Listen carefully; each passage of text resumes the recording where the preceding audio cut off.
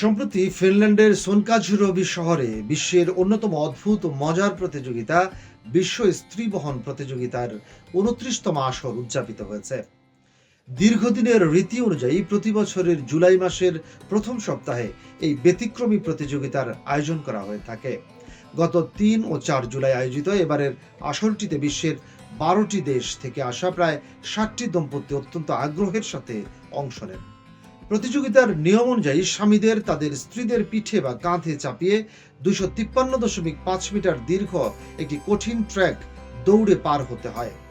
পুরো ট্র্যাকে দৌড়ানোর পথটি সহজ ছিল না। এতে ছিল বালির টিভি, কাঠের গুঁড়ি এবং বুক সমান গভীর পানির কৃত্রিম পুকুরের মতো কঠিন বাধা। প্রতিযোগী স্ত্রীর ওজন কমপক্ষে ৪৯ কেজি হওয়া বাধ্যবাধকতা রয়েছে, আর ওজন কম হলে নারীর পিঠে বাড়তি ওজনের ব্যাগ ঝুলিয়ে দেওয়া হয়। গতি বাড়ানোর সুবিধার্থে অধিকাংশ দম্পতি এস্তোনিয়ান স্টাইল ব্যবহার করেন, যেখানে স্ত্রী উল্টো হয়ে ঝুলিয়ে পা দিয়ে স্বামীর কাঁধ পেঁচিয়ে ধরেন। প্রতিযোগিতার বিজয়ী দম্পতির জন্য সবচেয়ে আকর্ষণীয় পুরস্কার হিসেবে স্ত্রীর ওজনের সমান বিয়ার উপহার হিসেবে প্রদান করা হয়। বিজয়ী স্ত্রীর ওজন যত বেশি বা ভারী হয়, স্বাভাবিকভাবেই প্রথম হওয়া দম্পতির প্রাপ্ত বিয়ারের পরিমাণও তত বৃদ্ধি পায়। এবারের আসরে সবাইকে চমকে দিয়ে চ্যাম্পিয়ন হয়েছেন ৬১ বছর বয়সী ফিনিশ নাগরিক তাইস্তো মিত্তিনেন, যা তার ক্যারিয়ারের নবম বিশ্ব খেতাব। এই অভাবনীয় জয়ের মাধ্যমে তাইস্তো মিত্তিনেন প্রতিযোগিতার ইতিহাসের সবচেয়ে বয়স্ক বিশ্ব চ্যাম্পিয়ন হিসেবে নিজের রেকর্ডটি অক্ষুণ্ণ রেখেছেন।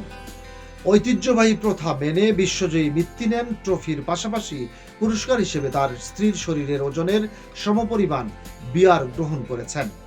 আসলে চিরাচরিত নিয়ম ভেঙে এক সাহসী নারী তার ১৩৫ কেজি ওজনের পুরুষ সঙ্গীকে পিঠে তুলে নিয়ে ট্র্যাকে নেমে সবাইকে অবাক করে দেন।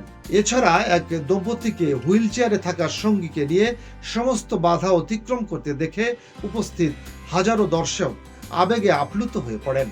বিয়ের মাত্র ৩ দিন পরেই এক নবদম্পতি হানিমুন উদযাপনের জন্য রোমাঞ্চকর এই আন্তর্জাতিক প্রতিযোগিতায় অংশ নেন।